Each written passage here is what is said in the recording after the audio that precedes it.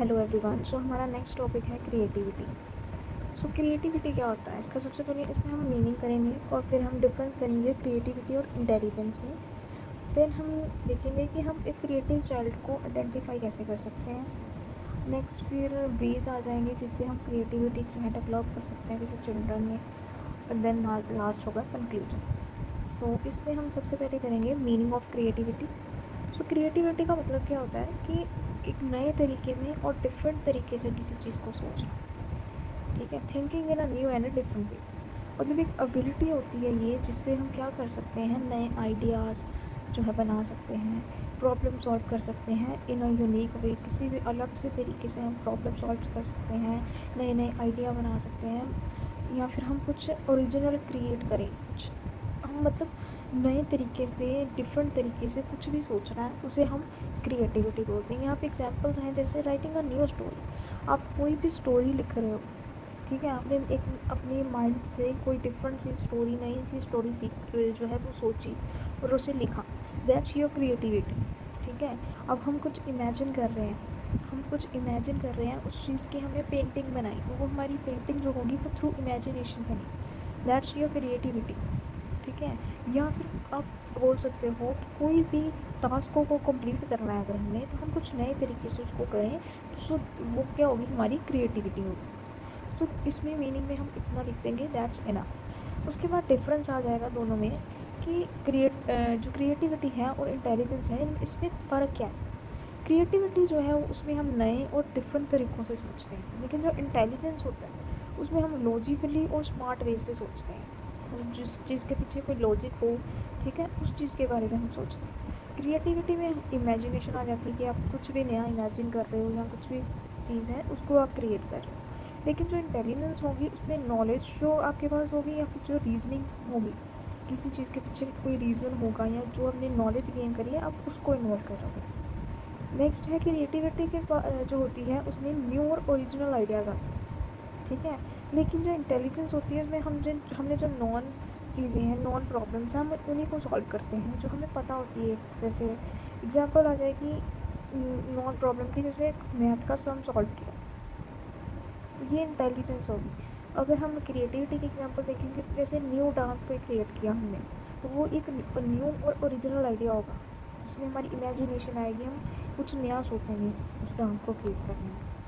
ठीक है, for example कि अब कोई एक सॉन्ग है, उसके ऊपर जो ओरिजिनल स्टेप्स हैं वो तो है ही, बट आप अगर कोई नया डांस क्रिएट करना चाहते हो उसी सॉन्ग के ऊपर, तो आप अपने स्टेप्स चेंज करोगे।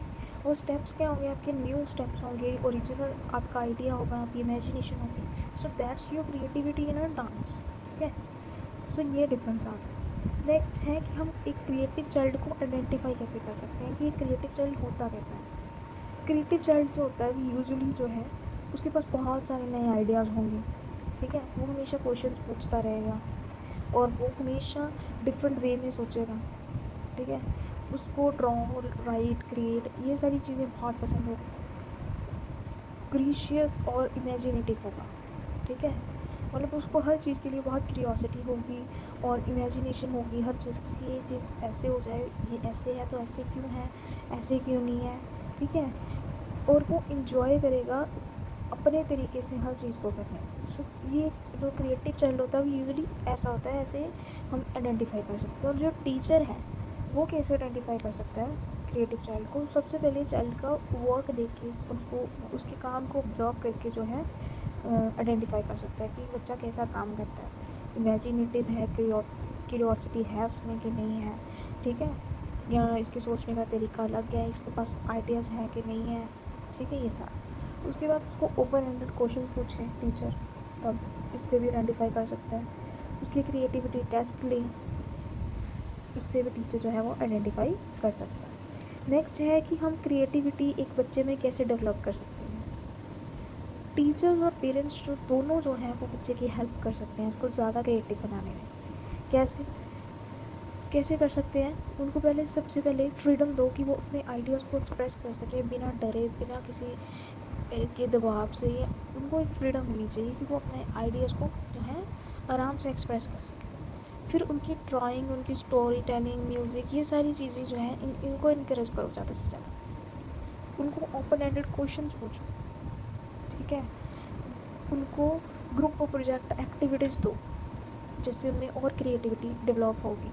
उनके न्यू आइडियाज़ को प्रेज़ करो, ठीक है, या उनको बताओ कि कैसे आप इम्प्रूव कर सकते हो, आप और अच्छा कर सकते हो, ठीक है। गेम्स और फन एक्टिविटीज़ का यूज़ करके भी आप क्रिएटिविटी जो है ज़्यादा से ज़्यादा क्रिएट कर सकते हो। उनको एक्सप्लोर करने दो, एक्सपेरिमेंट करने दो, जिससे वो और क्रिएटिव होंगे और इमेजिनेशन आएंगी उनके माइंड में। सो इन सारे तरीक़ों से, इन सारे वेज से आप क्या कर सकते हो, क्रिएटिविटी डेवलप कर सकते हो इन द चिल्ड्रन।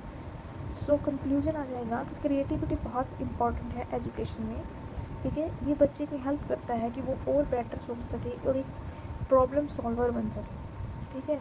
टीचर्स को भी सपोर्ट करना चाहिए और डेवलप करनी चाहिए उनमें क्रिएटिविटी क्लासरूम्स में ही, मतलब स्टार्टिंग जो है वो क्लासरूम से ही कर देनी चाहिए। So that's a topic, creativity. I hope आप सबको समझ आया होगा। Thank you so much.